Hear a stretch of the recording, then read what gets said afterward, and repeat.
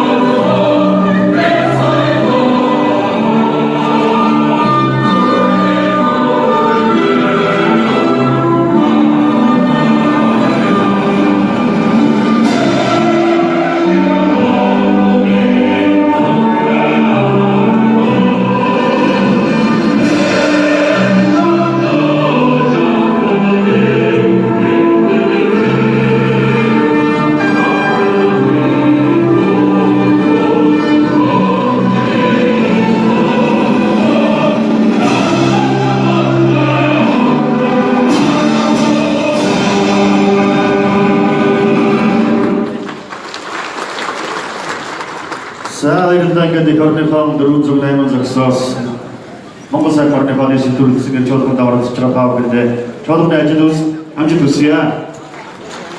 Сагад өдрийн зөвлөгөө чуулганы хөтөлбөрийн дагуу одоо Монгол улсын хурлын гишүүн Арс намын дарга Эрдэнэ дэлгэр тавина. Таныг дөрөвч байна.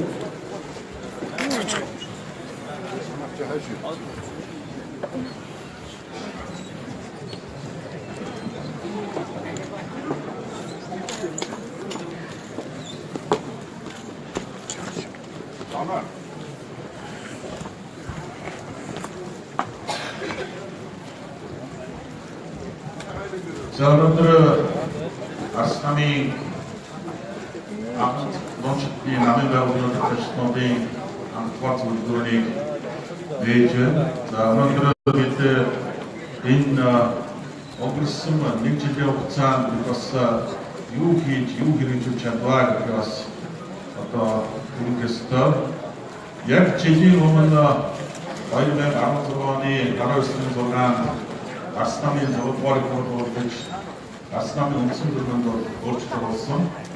За ингээд шинжлэх ухааны үндсэн дүрмийн хүрээнд бол энэ 365 хоногт олон гаруй ажлыг бас амжуулж чадлаа. Хэдийгээр богино хугацаа боловч энэ нэг жилийн хугацаанд бид нар үндсэндээ энэ одоо том ажлуудыг бол хийж амжуулж чадсан нь үнэхээр бахмаар хайхмарын том амжилтууд байлаа гэж хэлмээр байна. Өнөөдөр энэ танхимд манай Асманы халамж чадны 1100 төлөөлөгчид хүрэлцсэн байна. Бид энэ жилийн хугацаанд юу хийж чадваа? Бид үнэхээр энэ жилийн хугацаанд намын шинжилгээг эхлүүлж, намын шинжилгээний үйл ажиллагааг идэвхжүүлэх чиглэлээр боловсруудаа зохион байгуулж явсан. Бид 21 330 сум 9 дүүрэг 152 хороогоороо явж ажиллаа. Үндсэндээ бид нар энэ жилийн хугацаанд Монгол орноо 4 удаа төвч бүх аймаг сум шүүр хороодод хүрч ажиллах зорилгыг бол тавьж ажилласан. Бидний өнөөдрийн зөвлөгөөний гол зорилго юу болж байгаа юм бэ гэхээр бид бодлого суурьтай институтын соёлтой иргэдийн итгэлийн хүлээсэн Монгол Улсын хөгжлийн бодлогыг тодорхойлох улс төрийн чадварлаг хүчирхэг хүчин байх энэ зорилгыг бол тавьж байгаа.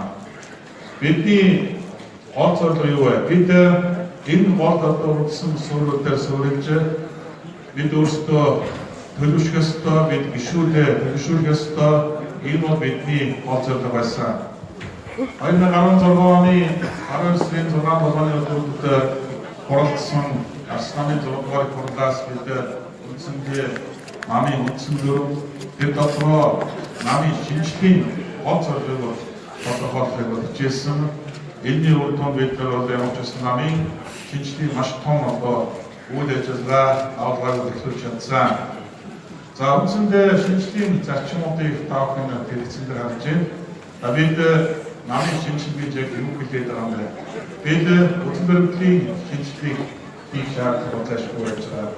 Үндсэн дүрмийн шинжилгээг шаардлага байж хүний нөөцийн шинжилгээ, санхүүгийн ил тод хариуцлагатай байдаг. За гишүүдийн оролцсон үндсэн энэ бол зорилготой тодорхойлох болгож энэ чиглэлээр ажилласан. Яагаад шинжилгээтэй шаардлагатай болж байгаа юм бэ? Өнөөдөр Монголд улс төрийн хүчнүүдийн нэр хүнд улс орны нийгмийн дэслэгийн хуулиар тооцож оролцоо үнэхээр олон төвийн монголчуудын хүсэл хүлээж байгаа юм байж чадахгүй байгаа. Тэр дотроо Монголын улс төрийн төв үйл явцад гол үүрэг үүсгэдэг Арс намын гэсэн энэ тодорхойлт үнэлт бас хамааралтай. Тийм учраас бид өнөөдөр энэ шинжилгээ рүү зорж байгаа. Тэр дотроо Арс нам бол 2016 оны 6 сарын 29-нд ард түмнээс маш том үүрэг алгарыг хүлээж авсан. Бид сонгуулийн үр дүн ямар нэгэн сөрөг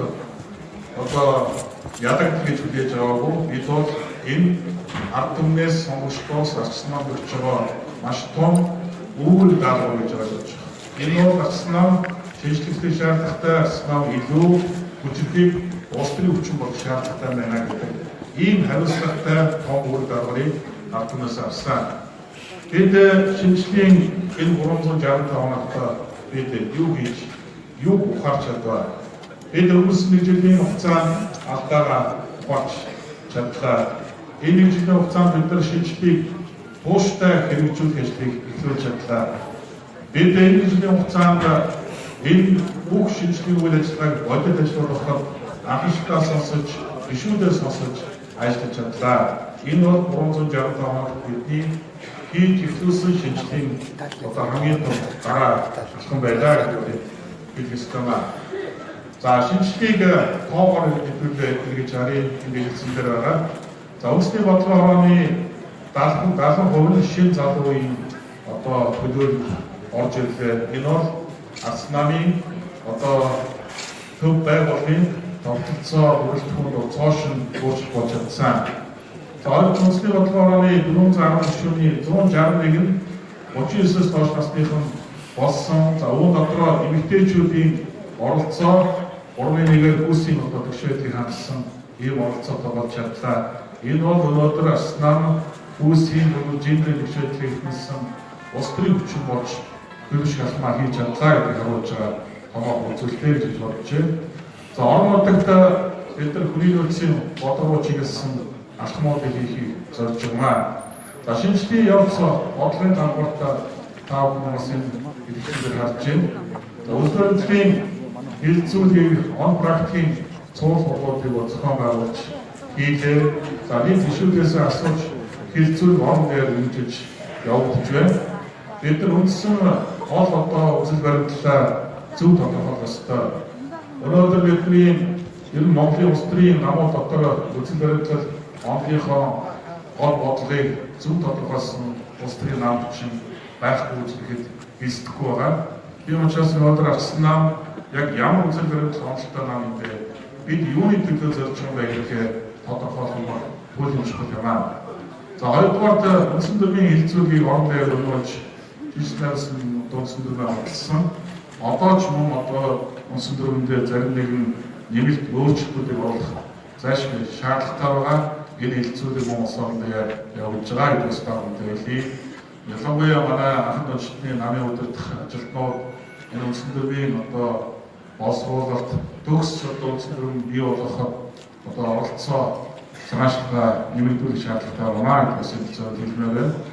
За гуравдугаар гадаад төлөвлөлт санхүүгийн сахилгаан өнөөдөр нэлээд одоо өндөр түвшинд болсон. Бид санхүүгийн эрт тод нээлттэй байх зарчмыг бол барьж ажиллаж байгаа гэдгийг бол энд бас хэлье. За энэ шинэ төрлийн хүрээнд хамгийн том ололт бол бид нар Арс намынхаа 180 мянган орчим гишүүдийг захин бүтээл хамруулж гишүүдийн бүртгэл эрт тод нээлттэй боллоо. Тэр нь гишүүдийн оролцоо үндсэндээ бодит байдал болж чадах тэр анхны асуултыг хийж чадлаа. Бид өнөөдөр 180 мянган гишүүнээ захин бүтээлээр бүртгэж 180 мянган гишүүн маань одоо татвар төлөлтийн эрт тод систем шилжснээр өнөөдөр гишүүдийн нээлттэй оролцоотой байдлыг үндсэндээ хангаж чадлаа. 2017 оны 1 сарын 29-ний өдөр бид нар үндсэндээ 180 мянган гишүүнийхээ одоо оролцоотойгоор намын дарга анх удаа эрт тод нээлттэй улс даяар нэгэн өдөр нэгэн сонгуультай сонгож чадсан. Энэ бол бидний хувьд бол том шинжлэхийн алхам байсан.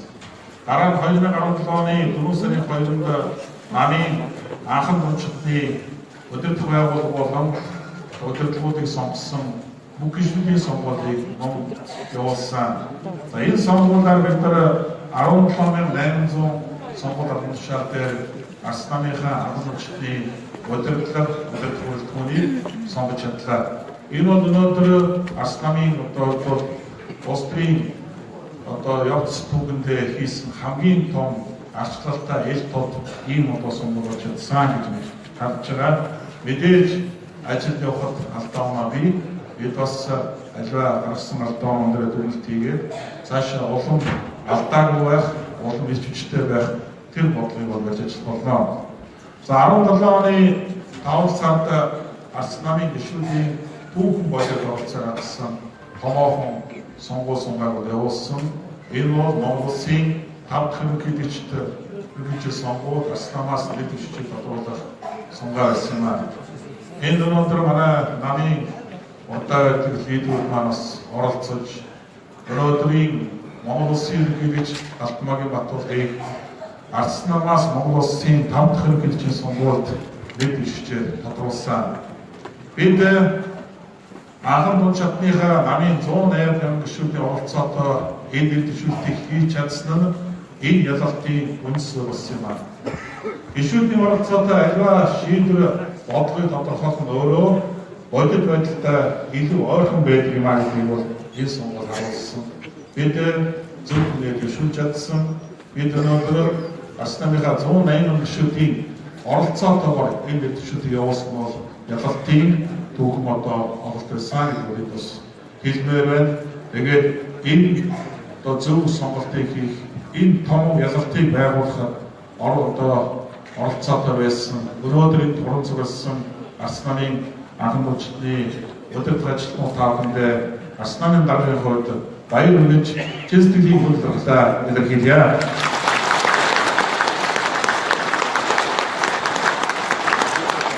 Бид дараа нь Монгол Улсын ерөнхийлөгчийн сонгуульд оролцсон. Энэ сонгуул үнэхээр түүхэн бөгөөд хариуцлагатай маш хүнд сонгуул байсан гэдгийг бол энэ зөв онцолж хэлэх ёстой. Төрийн бүх шатны байгууллага эрх мэдчднүүд дээр нь үйл шүүх, цагдаа, прокурор, хүчний байгууллагууд тэр чигээрээ өрөөгийн хэрэгжлтийн тав зогсож үйлчилсэн. Бид Арс намынхаа 180 гишүүн ардтмуудыг авд энэ сонгуульд оролцсон. Сонгуулийн ээлтэй арга хэмжээндээр би нэг л зүйлийг онцолж хэлж байсан. Бид ялнаа. Яагаад гэвэл бидний талд Монголын ардтан байгаа учраас бид ялан гэдэг төрлийн итгэл төс байгаагаа илэрхийлж байсан. Үнэхээр энэ бол бодит үнэн байсан гэдгийг сонгуулийн үр дүн харуулсан. Хоёр шатны хоёр удаагийн сандралттай ерөнхийлөгчийн сонгуул анх удаа болсон. Хоёр удаагийн сандралтаар хоёуланд нь үнэлэхгүй өндөр амжилтаар манай нэг биш маань ялтай болсон. Энэ ялалт бол өнөөдөр хин нэгэн хүний юм уу хэсэг бүлэг хүмүүсийн ялалт байгаагүй маа. Энэ бол Арс намын 180 гишүүн Монголын ард түмний Арс намд өгсөн итгэл сонголт байсан гэдгийг бид зориуд хэлмээр. Үнэхээр хүнд нөхцөл донд, үнэхээр боломжгүй нөхцөл дундаас бид энэ том ялалтыг байгуулж чадсан. Энэ бол Арс намын хувьд бол энэ 2016 оны тэр хүнд сонгуулийн дараа босч ирэх анхны босоод хэвлэл сэргээсэн үйл явдал болсон. Энэ бол үнэхээр Монголын ард түмэн Арс намд итгэл алдраагүй гэсэн том баталгаа болсон. Энэ бол бидний хувьд дараагийн 2020 оны сонгуульд амжилт гаргах анхны том гараа болсон гэдгийг энд бас зориуд онцолж хэлмээр байна.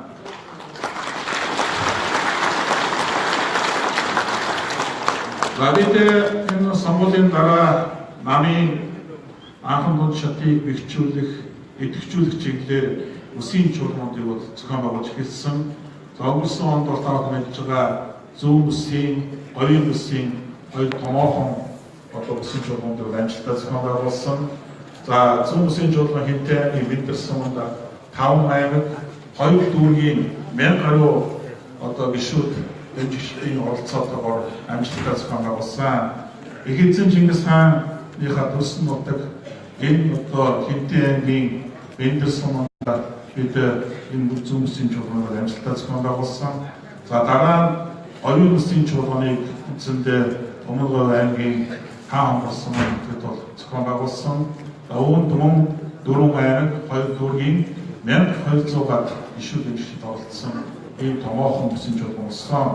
За энэ үсгийн чуулгануудаар бид олон сургалт, семинар зөвлөгөөнүүдийг амжилттай зохион байгуулсан. Улс төр соёл урлагийн олон арга хэмжээг бас хамтдаа зохион байгуулж үсгийн чуулганууд маань амжилттай явуулсан гэдэг үнийг хэлэхэд бахалтай байна.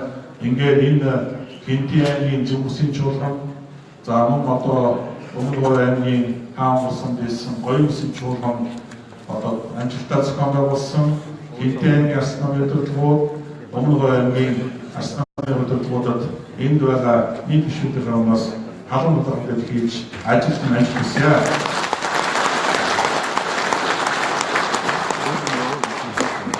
За бид 2017 оны 11 сарын 21-нд үндсэндээ Ардсан цолжтой холбооны удирдлагыг Ардсан цолжтой холбооны 90,000 гаруй гишүүний төлөөлөлөөс сонгосон. Энэ бол өнөөдөр бас улс төрийн том соёл, улс төрийн том шинэ үзэгдлийг Арс нам Монголын улс төрийн түүхэнд бий болгосон. Бид ирээдүгээр авах ёстой. Бид ирээдүгээр зөв бэлдэж, зөв бий болох ёстой. Өнөөдөр залуугийн төлөөллийг зөв төлөвшүүлж, улс их орныхоо ирээдүйд тэдний гарт итгэлтэй найдвартай хатгуулах нь та бидний үйл юм аа. Тийм учраас бид өнөөдөр энэ залуучуудынхаа сонгуулийг амжилттай зохион байгуулсан.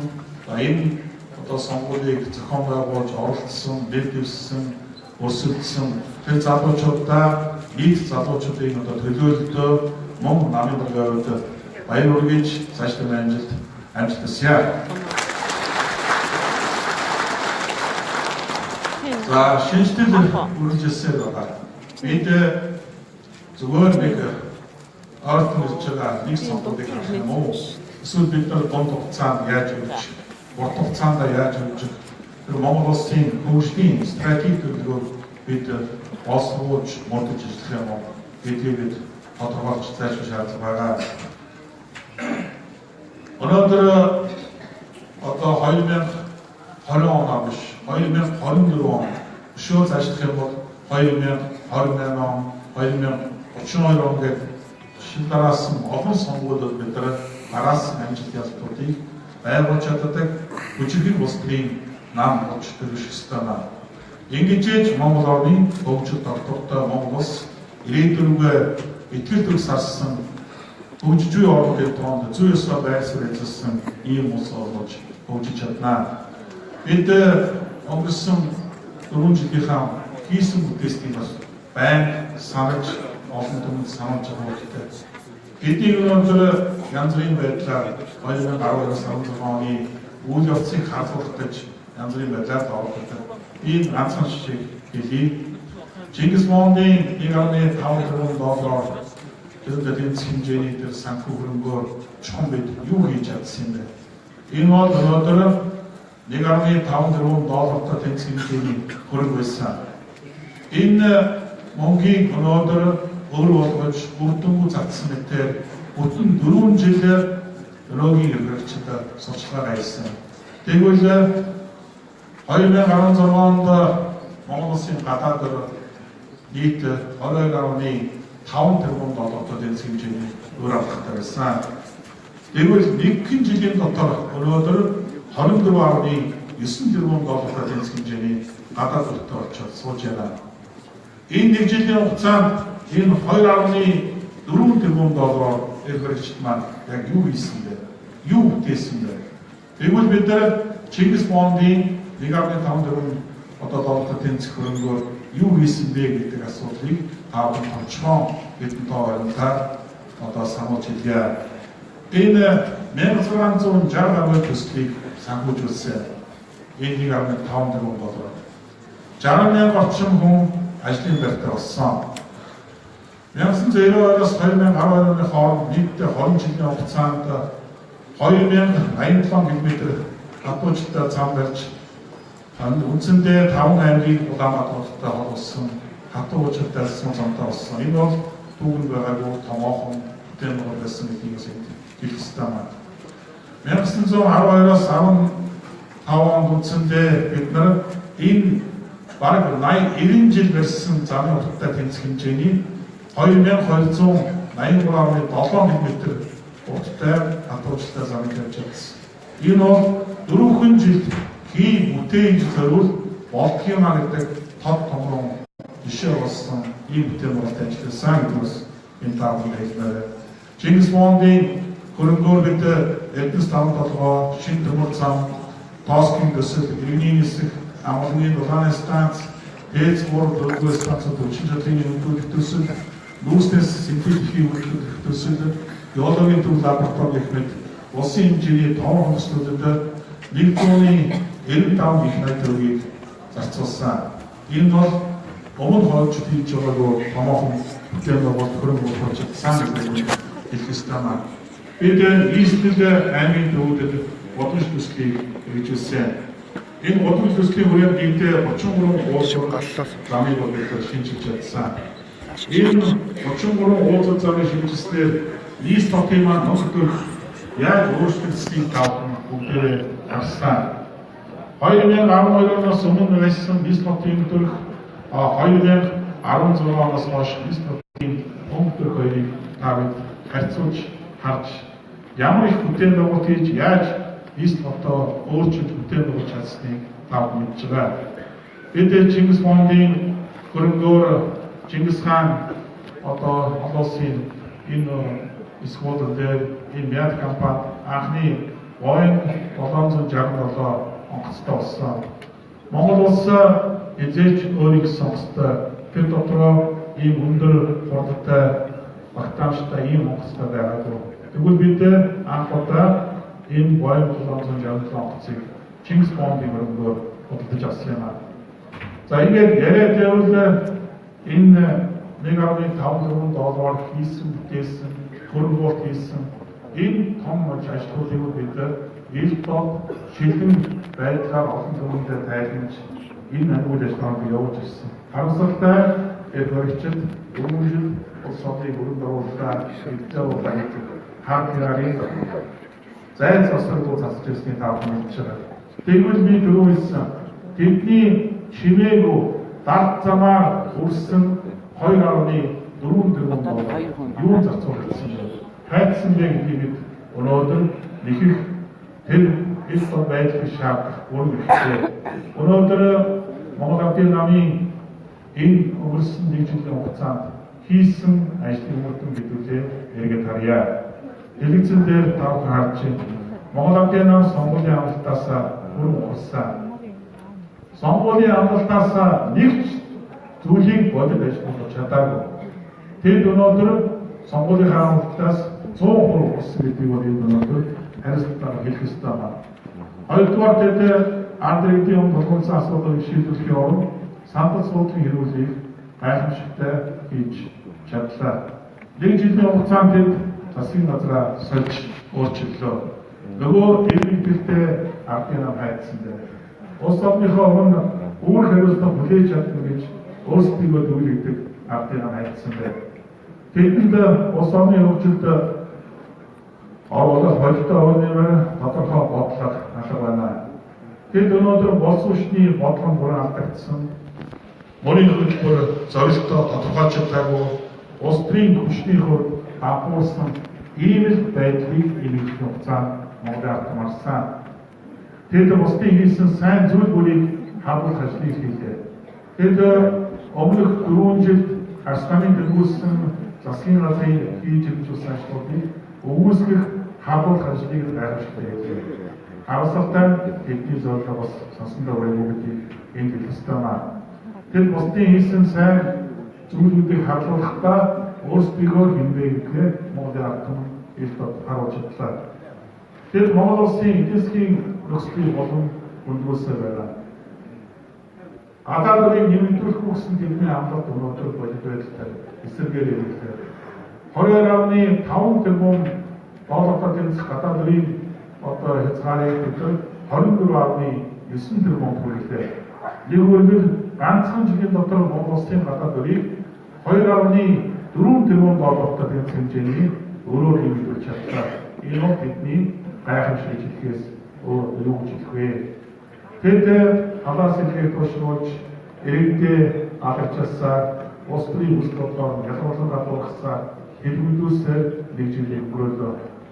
Өнөөдөр улсын хэмжээнд Арс намын нэр хаягтай Арс намын хадгалсан сэтгцэн 30 мянган хүн ажил олгогүй боломжтой боллоо.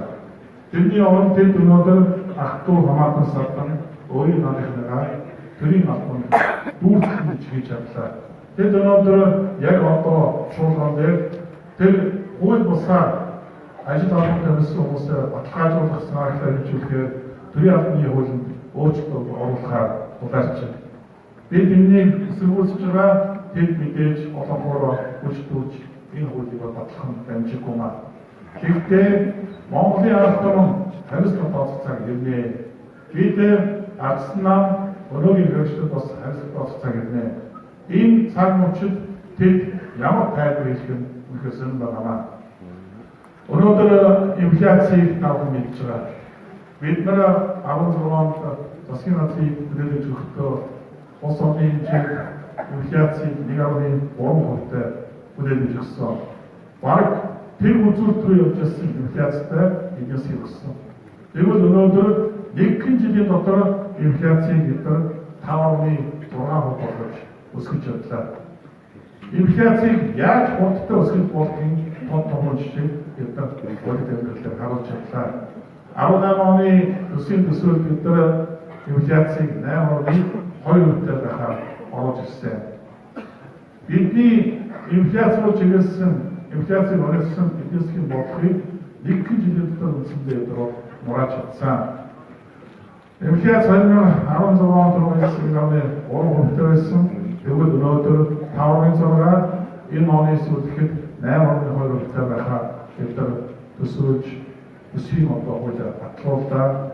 아다 매일 때 몽골들이 한시 오른볼 소다사를 타고 있는 얼마 가는 전반에 전화했을 때 닉도를 맹승준 장도들도 인스트레스는 뭐 아무도 한시 눈어들 이거를 다원석을 들고 서로 오늘들 얼마 들어온 종 해오신들 우리 한시다가 오늘들 했잖아. 얼마도 이때 얼마 보상석 그때 인포이 한시기들 사포사. 오늘들이 뭔가 같은 어쩌다 할수 없었다. 뒤도 몸이 먹기 좀ber치 쳤은 거야. 뒤에 우리 먹었다 할 찬시 억순 서로 Монгол банкны өдөртөл өмнгийн бодлыг барихтын бодлоо хэрэгжүүлсэн байна. Тэгэд гадаа валютын нөөцийг хасах гэж зарлаж хэвийн байсан долларын ханшийг Монголын хугацаанд бараг 7-800 төгрөгөөр нэмж чадсан. Энэ бол эдийн засгийн зохион байгуулалттай гэмт гэж үзэж багтахаар ийм асуудлаа гэдэг нь бас зориуд хэлэх ёстой маань. Чанаргүй зээлийн хэмжээ 오늘 모든 걸 저도 보라 알았잖아. 17년에 희난 살인 시스템이 제일 도사는 있고 보여. 이순종 5천달러 허유 들어온 돌 업자들 쓴제 도사는 들어온 보여. 이순종 자르나와는 이순 들어온 돌. 자 장로 제로 이 제일 우등팀 아무도라네 다음 보여. 네가니 이식 나이트링 제일 있을 ийм зүйлд тооцоолж байна. Бид өнөөдөр Монгол Улсын эдийн засгийн үзүүлэлтийг харж байгаа. Бид бүгдээрээ энэ ажлаас тодорхой мэдлэг чадвартай олон чадварыг улсууч маань амдаа. Бид эдийн засгт бодлогыг чадвартай устгах хүчээ. Тэгвэл өнөөдөр эдний ярьж байгаа эдийн засгийн үзүүлэлт дотроос ганцхан зүйл ялааж байгаа. Тэрний үг гэхээр эдийн засгийн өсөлтийг 5.3% гэсэн ийм үзүүлэлт байна. Энэ үзүүлэлт нь өнөөгийн хэрэгжлийн хийж бүтээсэн баялаг бий болгосны үр дүнд бий болсон үзүүлэлт биш юм аа. Энэ эдийн засгийн өсөлт 5.3% гэсэн энэ 4% өссөн үзүүлэлт бол гадаад зах зээл дээр Монгол Улсын эдийн засгийн бодлого болсон уул уурхайн түүхийн үн өссөнтэй шууд холбоотой юм аа. Нэг үлгэр уул уурхайн түүхийн өсөж Монгол орж ирэх үүний усыг нэмэгдснээр өнөөдөр энэ эдийн засгийн өсөлт бий болсон. Та бүхэн мэдж байгаа 2016 оны үед 1 тонн зэс $4,200 тэмцэжсэн. Өнөөдөр 1 тонн зэсийн үн $6,800 болсон. Өнөөдөр алтаа төмрийн өдөр нүүрсгээд Монголын тулгуур эдийн засгийн гол тулгуур болсон уул уурхайн бүтээгдэхүүний бүх мөн бол өссөн зүйлтэй байгаа. Энэ бол өнөөгийн хэрэгжтэд нэм таатай боломжийг олгосон. Харамсалтай хэрэгжид энэ боломжийг ашиглаж чадсангүй. Тэд өнөөдөр олсон давсан орлого болгоныг нөгөө л сурсан зангаараа халамж хэлбэрээр нийгэм цацаж үр дүнгүй хөрөнгө оруулалт хийж өнөөдөр улс орны эдийн засгийг улам бүр муудах байна. Та бүхэн санаж байгаа бид олон бондын хөтөлбөртэй байгаа. Энэ бондын хөтөлбөртөө Монгол Ардын намын дэвшүүлсэн бүрийн хөтөлбөрт байгаа өрийн өрөөр дарахгүй гэсэн тэр үзүүлэлт өнөөдөр бод амьдрал дээр хэрэгжих байна. Өнөөдөр өндөр хүүтэй бонд босох замаар өмнөх бондын өрөөдөө дарж байна. Сүү одолтын засгийн бодлогыг тавьсан евро бондын зээлийн бид мөн л Уралдаан нэртэй өндөр хүүтэй бонд босох замаар төлөлөө.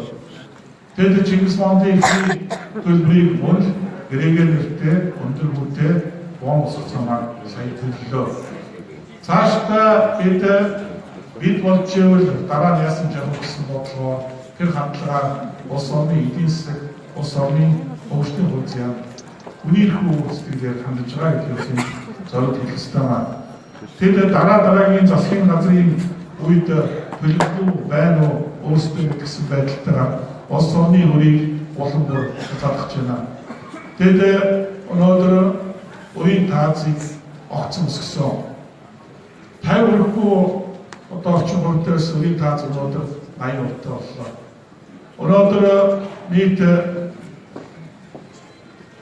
төрийн Монгол улсын хүлээгч байгууллагын өнөөдөр өөрийн таазыг энэ өндөр түвшинд хүргэж зориуд эдийн засгийг дампууруулах энэ бодлого цаанаа улс үндэстэн дамжсан, нам дамжсан олигарх бүлэглүүдийн шууд зохион байгуулалт хийж байгаа бодлого эдийн засгийн үйл ажиллагаа гэж бид харж байгаа. Бид өнөөдөр олон улсын валютын сан гэдэг байгууллага хадгалж чадсан. Монгол улс өнөөдөр олон улсын валютын сангаас тусламж авах хэмжээнд хүрсэн эдийн засгийн болсон мөн үү? Би бол үгүй гэж ярьж байгаа. Монгол улс өнөөдөр бид өнөөгийн гэрчдэд засгийн газрын хүлээлгэж өгөхдөө эдийн засгийн өсөлтийг 1.3%-тай нэмэх үзүүлэлттэй эдийн засгийг хүлээлгэж өгсөн. Бид эдийн засгийг хасах үзүүлэлттэй өгүүлж өгөөгүй. Бид 1.3%-тай өгсөн. Тэр өнөөдөр уулуурхай бүтээгдэхүүн өсөлтөөр эдийн засгийн өсөлтийг 5.3% хүргэсэн. Ийм өндөр үзүүлэлттэй өсөлттэй эдийн засгт болсон өнөөдөр олон улсын валютын сангаас үйлчлэх юм аа. Энэ бол өнөөдөр үндэстэн дамжсан, нам дамжсан олигарх бүлэглүүдийн шууд оролцоотойгоор Монгол улсын эдийн засгийн чадварыг сулруулах, үндэстэн аюулгүй байдлыг алдагдуулах ийм улс үндэстэн дамжсан маш том бүлэглүүдийн гэмт үйлчлэлүүд явж байгаа гэдэг бол хэлэх цаг одоо болсон. Бид ямар ч үед өвөг дээдсийн маань үлдээсэн энэ уулан газарнуудад энэ байгалийн асар их баялаг энэ нөөцтэй Монгол улс өөрийгөө бүрэн аваад явах чадвартай эдийн засгийн бүтэцтэй хөгжилтэй улс байж чадна гэдэг бол арц нам гэлцэхгүй байгаа. Тийм учраас бид энэ үлдэж байгаа хугацаанд намынхаа бодлого шийдвэрийг зөв тодорхойлж зөв төлөө өөрсдөө бэлдэх анх хүчнийхээ намын чадварыг хөгжүүлэх энэ чиглэл рүү гишүүдийнхээ болсон мэдлэгийг дэвших чиглэл рүү одоо гол анхаарлаа чиглүүлж ажиллах шаардлагатай гэж харж байна. Арцнаа шинжилгээс шийдэл рүү явж байна. Бид зөвхөн шинжилгээд зогсох хэрэггүй. Бид улс орны нийгмийн эдийн засгийн одоо гарцыг олох ёстой. Бид шийдлийг олж улс орны хөгжлийг бодлох ёстой маань. Арцнаа мөргөж шинжилгээний анх дахин шалгуулсан гэсэн. Бид санаачлагч байж чадсан, бид бүтээгч байж чадсан. Цаашдаа ч арцнаа тийм байж чадна гэдгийг хэлсэн юм аа. Арцнаа дотооддоо шинжилгдэх, иргэд улсын бодлогын болгосон асуудлыг шийдэх, хөгжлийн бодлогыг боловсруулж, гарцыг тодорхойлох түүхэн хариуцлага өгсөн улс төрч юм аа. Үүний төлөө бид өнөөдрийн зөвлөгөөнийг хийж байна. Энэ зөвлөгөөнөөс олон шин санаа, олон шин бодлого ураг барна гэдгийг хэрэгцэх байна. Бид удирдлагчдын зөвлөгөөний гол одоо үндсэн одоо зорилтуудаа тодорхойлох, нэгдүгээр эв нэгдлийг ихэлсэн, хоёрдугаар хамтын сэтгэлийг дэвшсэн, гуравдугаар бодлогын шинжилгээ хилцүүлгийг өргөн бүтээсэн, шийдэл хүрэх үр дүнгээ зөв тодорхойлсон ийм зөвлөгөө өнөөдөр болох ёстой гэж хэлж байна. Ингээд өнөөдрийн Арц намын анхны шатны удирдлагчдын улсын ардугаар зөвлөгөөнд оролцож байгаа эрхэм журмын нөхөд тааханд хандаж хэлэхэд та бүдийн оролцоо улам өргөн байх ёстой. Та бүдийн энэ оролцоо арц намаас гарах бодлогын үндсэн үр дүнд тодорхойлох ёстой.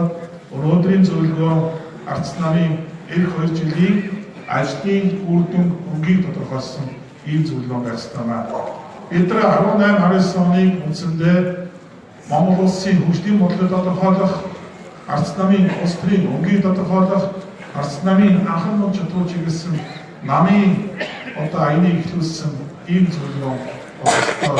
Энэ зөвлөгөө амжилттай болох ёстой. Энэ зөвлөгөөнөөс олон зүйлийг бид шинээр сэдэж, гаргаж намын хэмжээнд энэ ажлуудаа эхлэх ёстой маа.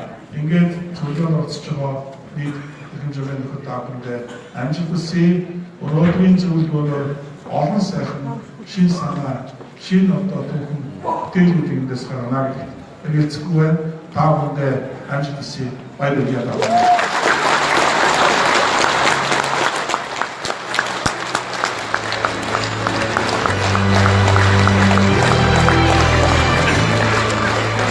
За баярлалаа. Монгол улсын хурлын гишүүний хувьд улсын хурл бодлогын намын дарганы хувьд үндэсний хэмжээний намын дарганы хувьд өнөөгийн улс орны нөхцөл байдал улсын хурлын болоод улс орны нийгмийн эдийн засгийн нөхцөлөд талаас тулгын зөвлөгөөнд оролцож байгаа нийт та бүхэн гишүүд ажил төлөөлөгч та бүхэнд мэдээлэл хийлээ. Улсын хурлын гишүүн намын дарганы зочдын хамнаас ажлын өдөр амжилтыг хүсье.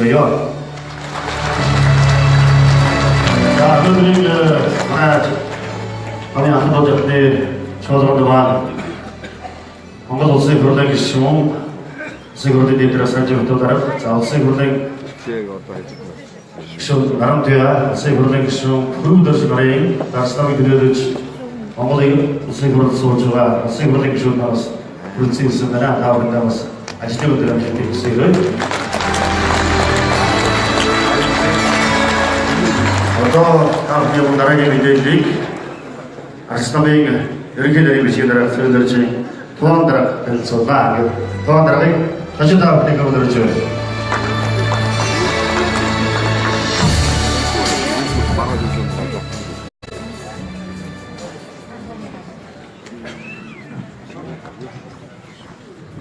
자, 이 둘째에서 지금 전면 이거 다 보니까 인도들이 아마도 마찬가지야. 다음 방송을 시켜주고 자, 몽인 다시름이 가시다 인도들 다 보는 것은 아치스남이 또 우리 바이리만 있던 아치스남도 다음 남 아론턴 지딩 놈은 바이리만 마음에 아로이스라인 들어간 닉트 주노들에게 아치스남 우승 바고 같은 바이리만 디버스 다 호르기 자, 몽 아로이스라인 아론 우리 이렇게 것들 내가 먼저 아치스남하고 아치스남도 아치스남들도 있는 우리들에게 키워줬으니 인사하는 것들이 민디가 서치다 들이야. 자, 뒤에 빌드를 өнөөдөр анх удаага Арсланамын анхан дон чатны өдөр ташлынхаа зөвлөгөөнийг хийж орон нутгаас Монгол улсын нийт 330 сум 152 хорооноос бүх одоо намынхаа анхан дон чатны өдөртөгч лидерүүд бол та бүхнийг өнөөдөр урьж энэ одоо арга хэмжээгээ зохион байгуулж байгаа. Баяр гэхээр дандаа бид бас баярыг арга хэмжээ зохиогоод тэгээд өнгөрдөг. Тэгэхээр энэ баяраа бас бид анх удаага ингэж цугж та бүхэнтэйгээ Улаанбаатартаа хамтарч зөвлөгөө хийж үр дүнтэй өнгөрөө гэсэн энэ одоо бодлогын үүднээс өнөөдрийн арга хэмжээг зохиож байгаа гэдгийг хэлэхэд одоо таатай байна. За, намын даргын илтгэд гарсан намын даргын илтгэд гарсан байгаа. Намын одоо шимжлэл яг 1 жилийн өмнө 12 сарын 6-нд 6 дугаар хурлаа хийснээр эхэлсэн. 6 дугаар хурлын маань одоо гаргасан түүхийн шийдвэр бол энэ нам үнэхээр одоо 180 мянган гишүүнтэй үндэсний хэмжээний ийм том нам юм бол гишүүдээс анхан шатнасаа бүх шийдвэрүүдээ гаргадаг байя, удирдлагуудаа тэндээсээ сонгодог байя гэдэг энэ түүхийн шийдвэрийг гаргасан өөрөөр хэлбэл гаргасан нам босоо тогтолцоотой гишүүд нь үгээ хэлдэг, сонголтоо хийдэг ийм нам бол эхлэлийг яг 1 жилийн өмнө бид нар тавьж байсан. Тэгээд энэ одоо 365-гийн хугацаанд хийсэн ажлынхаа талаар одоо тайлан илтгэлийг манай намын дарга хийсэн байгаа. За, 6 дугаар их хурлаас хойш намын дарга гишүүдээс сонгох сунгаа явуулсан бид манай намын 5 лидер өсөлдсөн 2017 оны 1 сарын 29-ний өдөр орон даяар анхны сунгаа үр дүн гарч Арсланамын дарга улсын хурлын гишүүн Содом Зундаг Эрдэнэ маань сонгогдсон ийм үйл явдал болсон. За, үүний дараа бид нар 2017 оны 2 сарын 7-ны өдөр намын 7 дугаар хурлаа хордуулж намын дарга батламжилж за мөн одоо цаашдын намын дунд чатны сунгаагаа хийх, дунд чатны бүх сонгуулиудаа хийх ийм товоо зарлаад дараагийнхаа ажилд орсон байгаа. Ингээд 2017 оны 4 сарын 2-ны өдөр одоо та бүхэн бүх гишүүдээс сумаасаа хорооноосоо хорооны үүрийн дарга дүүргээс бүх одоо дүүргийн аймгийн Арсланамын дарга за мөн одоо Арсланамын хөтөлбөр байгуулалт бол үндэсний бодлогын хорооны гишүүд бүх нийгмээр сонгогдсон. За мөн Арсланамын дөрвөн дотор байгаа нийт одоо сонгуульт гишүүд маань энэ өдөр сонгогдсон байгаа. Тэгэхээр энэ өдөр бол манай одоо намын бүх одоо шинжилгээний авч явах та бүхний сонгуулийн өдөр байсан гэдэг бас хэлье. За, мэдээж анхны болохоор бас алдаа оноо байсан. ялангуяа сумдын намын хороо бүрдэх Улаанбаатар одоо үүрийн одоо тэмүүлэгч нар бүрдэх гэдэг ийм тодорхой бага хэмжээний төлөвлөлтүүд бол бүрдээд буй юм гэсэн байсан. Тэрийгээ бид нар сая өнгөрсөн одоо 12 сарын 2-ны өдөр бүх одоо сонгуулиудыг өгч хийсэн байгаа. Энэ сонгуулиудаас таавхан амжилттай онцлог зохион байгуулсан. За тэгээд түүний дараагаар бол ардчилсан намын шинжилгэлийн одоо үр дүн амжилт байгаа юу гэдгийг дүгнүүлэх юм цаг үе тулж ирсэн. Хуулиараач тэр ер нь одоо Монгол дэлхийдч тэр улс төрийн намаас төлөвлөлт сонгогдож байж тэр бүхэн ард түмнээсээ сонгуульд явуулж дүнгээр тавьж хэн олон болж чадсан засгийн эрхийг барьж шийдвэр гаргадаг ийм одоо тогтолцоо явж байгаа учраас бид нам байгаагийн төрийн сонгуулиар дүнгээр тавьдаг. Анхны дүнгээр тавьдаг сонгуул бол 17 он болсон Монгол Улсын ерөнхийлөгчийн сонгуул. Монгол Улсын ерөнхийлөгчийн сонгуул нэр дэвшигчээ бид нар урд нь бас одоо их хурлаа хийгээд цөөхөн хүрээлэл хийдэг байсан бол энэ удаад намын даргын амласнаар гишүүдээсээ мөн санал асуулт явуулж сонгосоо энэ сонголтууд алдаагүй байсан гэдгийг баталж ардчилсан намаас ерөнхийлөгчийн сонгуульд нэр дэвшсэн Батбагийн Батболон маань дарга маань ерөнхийлөгч болж чадсан байна.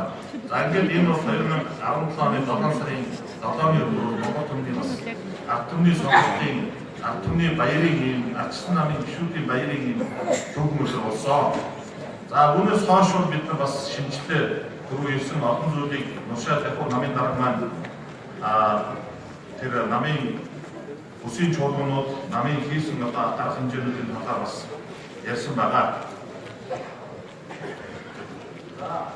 За ингээд энэ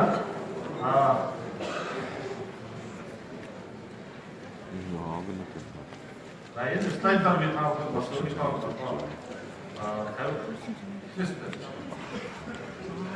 тавь хэлхлийг би таавал товчоо тодорхой тавьцуудыг. За ардчилсан намын 180 мянган гишүүд байдаг. 180 мянган гишүүд бүгдээрээ одоо тэр дунд ардчилсан намын дарга Эрдэнэ дарга маань за мөн одоо миний би ерөнхий намжгийн дарга гэдэг. За дээрээс нь энэ бүрэн бүрдсэн ирсэн 31 нийслэлийн ардчилсан намын дарга болоод дээр нэмэх нь 30 одоо нэгж буюу 21 аймаг 9 дүүргийн дарга нар за дээрээс нь 330 сумын дарга, сумын намын дарга, за дээрээс нь 150 хорооны үүрийн дарга гэдэг ингээд ардчилсан намын бүх хүмүүсүүд ингээд одоо энэ бидний хүмүүс манай 8 дугаар их хурлын маань зураг байна. Энэ дотор бид нар бүгдээрээ багтж байгаа.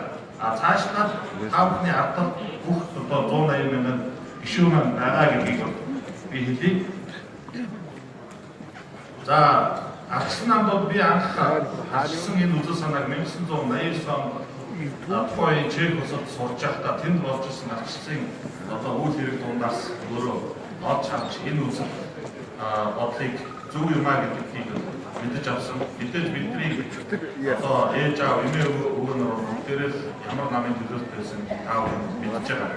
Үүнээс хойш бас Монгол орондоо энэ ардчилсан хувьсгал хийж ардчилсан үзэл санааг түгээмжлүүлж ардчил гэдэг энэ зүйлийг одоо бий болох юмсаа гэдэг ийм мөрөөдөлтэй байсан.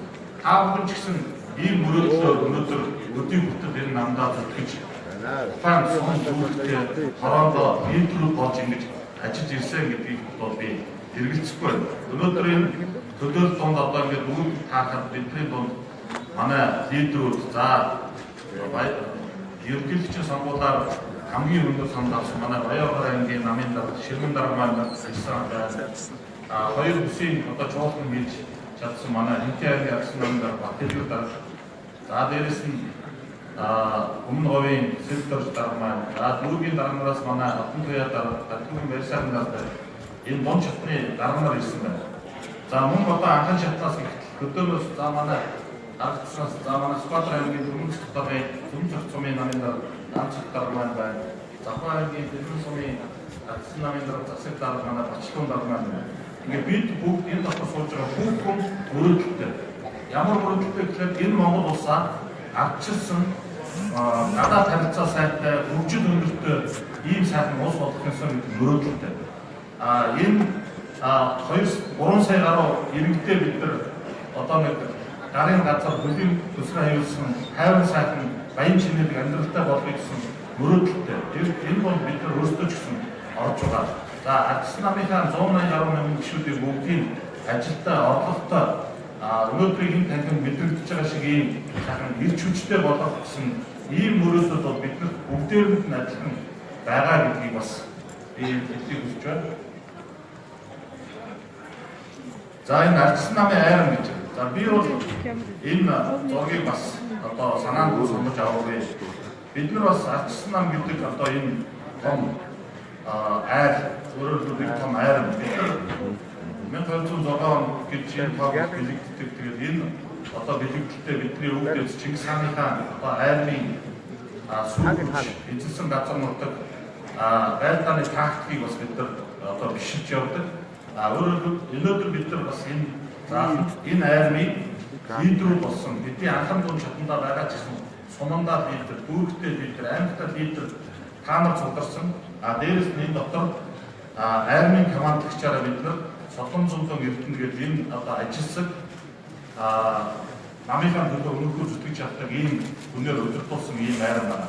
За энэ айрмын бас ард талыг дааж авч явах энэ одоо түүхэн хариуцлагатай үүрэг надад оногдсон даа. Тэгээд энийг би бас чадан ялган танараа эмчилгээтэй хийх одоо ийм бүсэд мөрөлдөлтэй явуулгаа.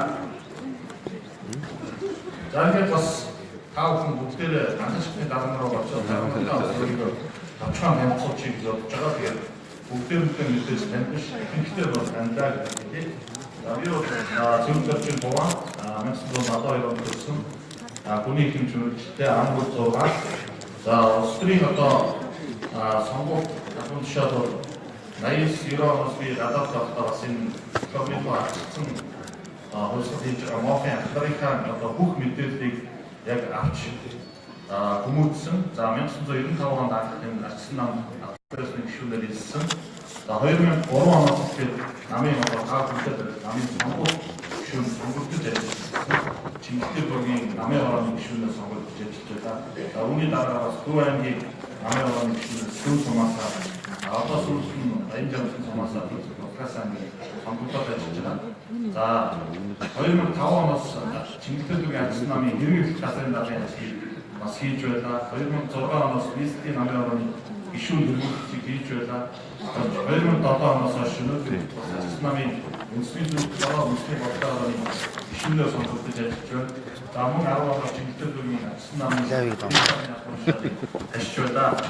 За төрийн сонгуульд бол 2004 оны улсын хурлын сонгуульд хуулагчаар 8 оны улсын хурлын нийслэлийн иргэдийн сонгуульд Чингисхий бургийн менежер 8, 12, 16 оны улсын хурлын сонгуулиудад дүүрэг хариуцсан ерөнхий менежер. За 9, 13, 17 оны ерөнхийлөгчийн сонгуулиудад бол менежер, төв штабын менежерээр ажиллаж байсан. За 2017 оноос ингээд ардчилсан намын ерөнхий баримтчгийн даргыг ажлыг ашиж байна. За энэ бас юу хэлэх гэсэн тэгэхээр харилцагын ядан бас намын дарга бол 1989-90 оноос хойш за би бол бас 2000 оны ихээс ингээд тааврынтэйгээ хамтраад энэ намын галтгоонд буцаж тааврынтэйгээ адилхан бүх одоо намын жаргал зовлон сонгуулийн хатуу хөтөг үзэж одоо үзэж ажилласан гэдгийг бас хэлхийг хүссэн юм аа.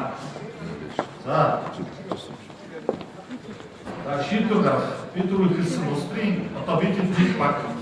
За тэгээд баг өөрсдөө мөрөөдөлтэй. Энэ мөрөөдөлтэй өгөх юм бол бид нар яах ёстой вэ? Мөрөөдөлтэй өгөх юм бол бид нар маш зохион байгуулалт сайтай айрам шиг хатуу сахилах хоттой ажиллаж мөрөөдөлтэй хүрнэ. Мөрөөдөл хүрэх арга зам маань юу юм? Мөрөөдөл хүрэх арга зам маань бол намаасаа шат чатныхаа сонгуульд нэр дэвшиж, сумын намын орооны гишүүдийн сумын иргэдийн бодлогоо нэр дэвшиж, эндээ олон бол сумын засаг дарга сумын иргэдийн бодлогыг авах. Аймагт бол аймгийн засаг аймгийн иргэдийн бодлого бүгдэн адилхан. Ингэж шат чатны одоо сонгуульд намаасаа сайн хүнийг зөв бодлоготой, зөв мөрийн хөдөлгөөнтэй хүнийг дэвшүүлж бид нар мөрөөдөлтөд хүрнэ. Мөрөөдөлтөд хүрчээд бид нар тэнд олоолаа биш олон болж шийдвэр гаргах эрх мэдлийг гартаа авчиж мөрөөдлөө ажил хэрэг болгож улс их орноо орон нутгаа ард иргэдээ гишүүнтэй сайхан амьдруулж чадна. Энэний төлөө бид нар маш цэгцтэй бодлоготой чадвартай болсон хүчтэй байж энэ зорилготой бид нар хүрч чаднаа гэдгийг бас та бүхэн маань надад хэлэхгүй гэж байгаа гэж бодож байна. За тэгээд энэс өөр замаар бид нар шийдвэр гаргах эрх мэдлийг олж авах боломж өнөөдөртөө хуулийн хүрээнд байхгүй байгаа гэдгийг бас таахан мэдээ. За ингээд энэ мөрөөдөлтөд хүрэх шийдвэр гаргах эрх мэдлийг олж авахын тулд бид хэд бол ажиллах зарчимтай одоо ажиллагааны дөрөвтэй багстай. За энийг бол та бүхэн мэдж байгаа. Энэ юу вэ? Энэ бол Египтийн пирамид. За бид аливаа зүйлийг бүтэц тогтолцоог ярихдаа дандаа схем болж ажилладаг. Пирамидыг бол бид бол маш олон жил ярьсан. Тэгэхдээ харамсалтай бид нар өмнө нь пирамидаа дандаа 3 пирамид буюу өөрөөр хэлбэл дээд талдаа өдөртлөн үндэсний бодлогын хором, үндэсний зөвлөлт хором, ГЭЦ гэдэг манай өмнөх үеийн байгууллагууд бас хэтэрхий толгойн одоо данхаасан, урууга харсан бүх шийдвэрүүд дээрээ гардаг ийм байсан гэдгийг шүүмж бид нар ярьдаг гэсэн. Тэр шүүмжлэгчийн нэгэн ч гэсэн би өөрөө байгаа. Одоо бол бид нар өөр. Одоо бид нар намын 6 дугаар хурлын шийдвэрийн гол одоо амин сүнс ач холбогдолны гишүүд гэдэг энэ пирамидын хамгийн өргөн суурь болсон энэ эсхийг шийдвэр гаргаж болох чадсанараа бид нар өнөөдөр одоо өнөөдрийн шинжилэл бидний бодлого зөв явж байгаа гэдэг энэ утгыг би илэрхийлэх гэж энэ зургийг тавьсан. Тэгээд пирамидын суурь 180 мянган гишүүн маань яг тэрний дээрх хөдөө орнууд сумын намын дарга нар таамар маань Улаанбаатар хотод бол үүрийн дарга нар байгаа. Энэ дээдлийн шат. За тэрний дараагийн шатнд бол хөдөө аймгийн намын дарга нар маань Улаанбаатар дүүргийн намын дарга нар байна. Нийслэлийн арчс намын дарга байна. Энэний пирамидын хамгийн орой хэсгээр бол тухайн шатны намын дарга нар байна. За ингээд намын дарга, дэд дарга, шатндаа хэрэглэх газрын дарга энэ бүтэц багаараа байгаа. За тэгээд мөн энэ дээр арчс намын дүрмээр тойргийн зөвлөлт гэдэг байгууллага орж ирсэн.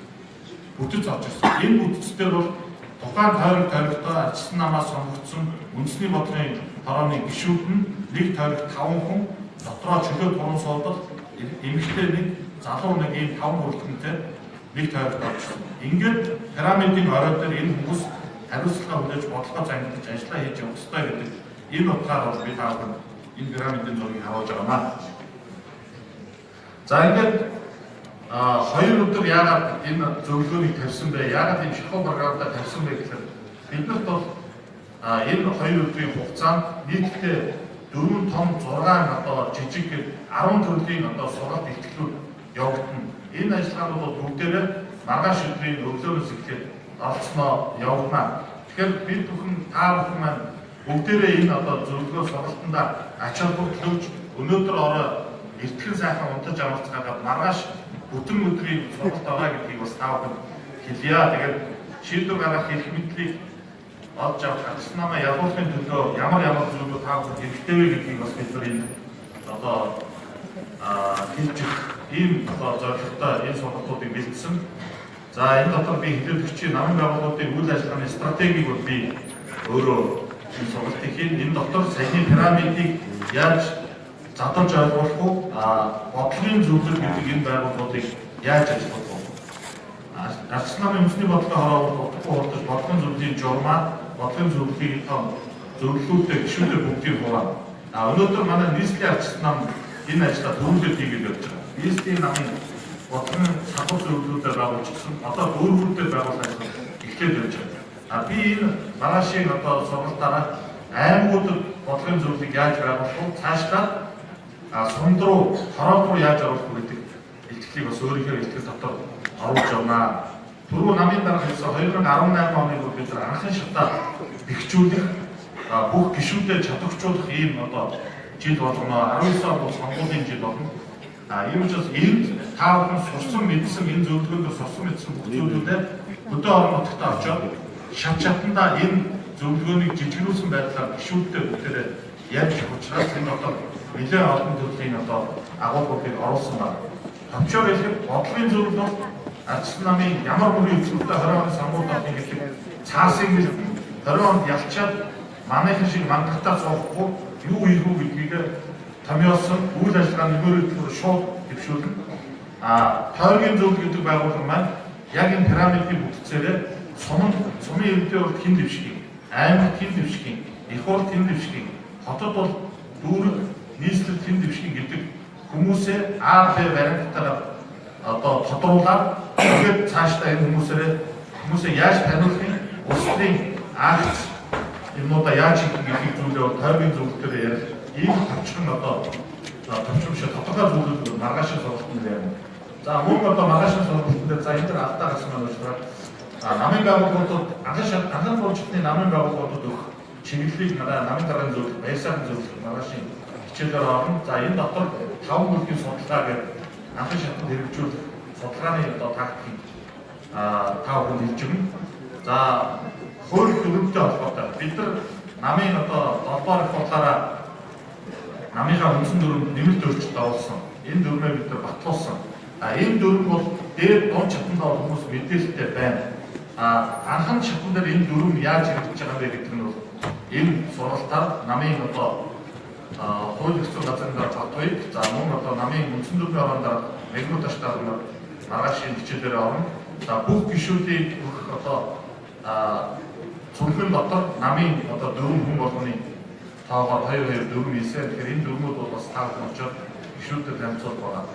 За IT материал гэдэг энэ хичээлийг алтан зул орно. Энэ дотор ямар агуулга байх вэ гэхээр ерөөсөө одоо сонгуулийн тактикууд ерөөсөө сошиал ертөнцийн маш одоо хэн давуутай ажиллаж байгаа гэдэг нь бол сонгуулийн үр дүнд нөлөөлөж байгаа. 20 он руу бүр энэ байдал болно гэсэн. Тэгэхээр бид нар энэ сошиал ертөнцийг хэрхэн энэ донд ажиллах уу, зөв ажиллах уу гэдэг одоо асуудлыг ярина. За мөн та бүхэн мэдж байгаа. За энэ бол Төв аймаг хөлсгөл фонд гэдэг аймагын төлөөлөлд мэдж байгаа. Цагаан дараад ахлаад бас бүртгэлийн одоо програм ажиллаж ирсэн. Энэ нь өнөөдөр ч гэсэн ажиллаж байгаа. За сая ерөнхийлөгчийн сонгуулийн үеэр ингүүл дарах та бүхнээс бас төлөөлөл аваад хуулийн дагуу 200 хүн тутамд нэг ухуулагч байна. Ухуулагчийн ухаалаг гаргацтай байна гэдэг энэ бүртгэлийн ухуулагчийн одоо бүртгэлийн одоо програмыг бас ажиллуулсан. За бид нар өнөөдөр энэ алтан зулаар энэ програмуудыг нэгтгэхэд 2 жилийн хугацаанд сонгууль энэ одоо завтай байх хугацаанд бүх гишүүд бүх сонгогчдыг бүгдийг бүртгэлжүүлж авна. 20 он болоход хэн хаана байна? Аль нь цэнх рүү, аль нь улаан руу, аль нь саад руу гэдэг аль бишээ мэдчихсэн. Зөвхөн сонгуулийнхаа үед бол сонгуулийнхаа кампани хийхэд ийм цагтай болж үлдэх ийм хичээлийг бол энэ дээр орно. Маш сонирхолтой хичээл байгаа. За улс төрийн акц ба хөгжлийн бодлого сэдвээр манай Арслан намын сургалт гадаад харилцааны газрын багцлаг дарга маань хичээл орно. За түрүү даргын ихтгэл цус дутаад гарсан Арслан нам үзэл баримтлалаа шинжилж байгаа. Мэдээж Арслан намын үндсүүл үеийн үзэл баримтлал юу юм гэдгийг та бүхэн бол мэдээж мэдж байгаа. Гэхдээ илүү ч байх дахиад сануулаад эргээд Арслан намын гишүүн хинээс ч таны намын үзэл баримтлал үндсүүл чи юу юм бэ гэхэд хүнд нэг 5 тасыг хариулждаг болгох энэ хичээлийг энэ үзэл баримтлал хичээл дээр манай саяны Азийн ерөнхийлөгчийн сонгуульд өссөн модон хэдэн маань явах юм аа. За дараагийн амжилтын технологи сэдвээр одон туяа дарга. Одон туяа дарга яаж баялаг дүүрэг бүх шатндаа сонгуульд ингэж ялаад байгаа вэ гэдэг нууцаа таавах хэлж өгнө. Өнөө бас өнөөдөр өдөөс хойш хичээлдээ таавахын дундаас энэ амжилттай яваа аймаг дүүрэг цаашлаад сум хорооны төлөвлөлт таавах туршлагаа бас яг ингэ над шиг презентацаа тавина.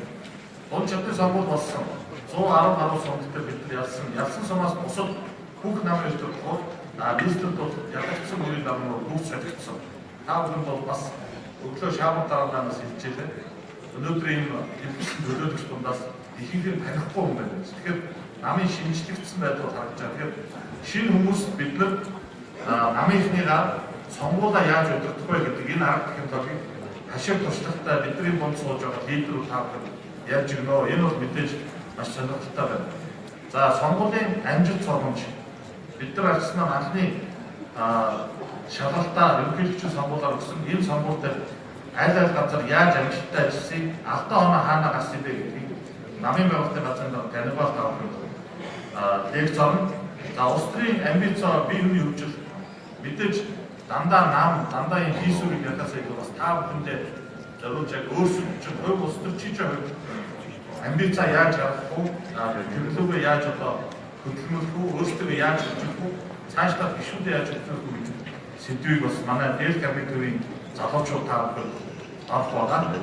За тэгээд нийслэлийн Арслан намын дараа батлын мэдээлэл мөн энэ нийслэлийн одоо бас туршлага за дээрэс нь нийслэлийн бодлогын салбар зөвлөлт хэрхэн явж байгаа энэ донд нэг юм анхаарал манай аймгийн төвийн одоо бид нар заалын болон зардлын боломжоос болоод аймгийн төвийн багийн одоо даргангаа бид нар авчирч чадаагүй. Энэ хүмүүс бол аймгийн төв гэдэг нь Улаанбаатарт адилхан нэг шин чанар байна. Суманд бол бид нар бүгдээрээ нэг таньдаг. Тэрний эдний хүүхэд гэж явчихдаг. Аймгийн төв дээр бол одоо бас хүн ам ихсээд нэг таньдахгүй. Улаанбаатарт адилхан ийм жижигүүс бүтэж байгаа учраас аймгийн даргангаа энэ дээр нийслэл хэрхэн ажиллах вэ гэдэг энэ туршлагыг бас аваарай гэдгийг ахгүйх зорилготой энэ хичээлийг олох байгаа. За ингээд эцэст нь хэлэхэд бид нар бас аймгийн зохион байгуулалттай буюу хатуу одоо дэв журамтай сахилга хоттой ажиллаж үрдэн төрнэ. Тэрнээс биш өөрсдийнхөө одоо сахилгын аясаар ингээд найрах болгож явж байгаа амжилт тэр их мэдл шийдвэр гаргах төвшөнд бол бид нар очиж чадахгүй. Тэгэхээр энэ 2018-19 онд бид нар маш их ажиллацгаая. Ингэж хүмүүсээ таниулна, зөв мөрийн хөтөлбөртэй болон цаашдаа ажиллах зорилготой тогтоож авнаа. Ингээд миний 5 хүнд хэлэх гэсэн зорилгын эцэст нь бол 50 цагт хөлсөд гарвал дайны цагт цусваа гарна гэсэн үг байна. Тэгэхээр сонгуул бол мэдээж одоо багийн дайнаас тутгааргүй зүйл болсон. Сая бид нар ерөнхийлөгчийн сонгуулиор үнэхээр энийг мэдэрсэн. Бүх хүчний байгууллагууд оролцсон, цагтаа бүрдэгдсэн, шалгуулсан, нэгжүүлсэн, тагнуумад ажилласан бүх төрлийн байгууллагууд та бүхний ахтуу хамгаалалтын салбарыг дарамтлсан ийм сонгуул болсон. Тэгэхээр энэ дайн руу орохын тулд бид нар инхийн цагтаа их ажиллаад дайндаа бэлэн байх ёстой гэдэг энэ л одоо уриалгыг та бүхэнд хэлж байна. За ингээд та бүхэнд баярлалаа. Ингээд эцэст нь дахиад хэлчихье. 50 цагт хөлсөд гарвал дайны цагт цусваа гарна шүү гэж явсан юм байна.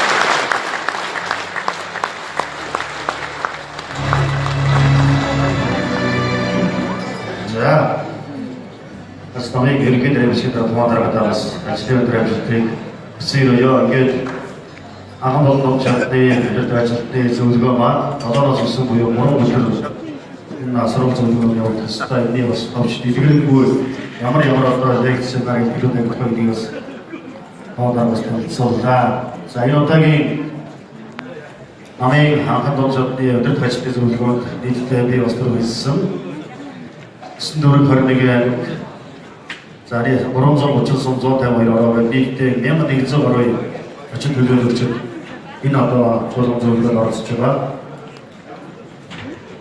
Тэгээд энд бол одоо арчсан ёсоодыг эхлүүлсэн Ахмад барилцаагаас эхлүүлээд ачааны хөндийг үйлдсэн дунд насныхан улстай